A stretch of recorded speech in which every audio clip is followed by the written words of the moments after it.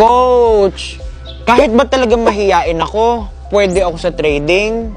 Alam mo ba na kahit introvert, extrovert, or ambivert ka pa, walang problema yan? Talaga, Coach? Hindi ko na kailangan lumabas ng bahay at mag-invite ng ibang tao? Oo naman no. Kahit nga mag-isa ka at nasa loob ka lang ng kwarto mo, basta may phone at internet ka, ay pwede kang maging trader. Katulad nitong si Takashi Kotegawa. Naging milyonaryo yan sa loob lang ng kwarto niya. Talaga? Galing naman yan. Ang trading kasi ay very suitable yan para sa mga mahihiyain. Kasi you trade on your own. You manage your own time. You do everything on your own. Yan yung gusto ko, Coach, kasi mahiyain ako at ayoko nung nasa labas ako at laging maraming kasamang tao eh. Huwag ka mag-alala. Kay Forex, ang kasama mo lang ay cellphone at si market.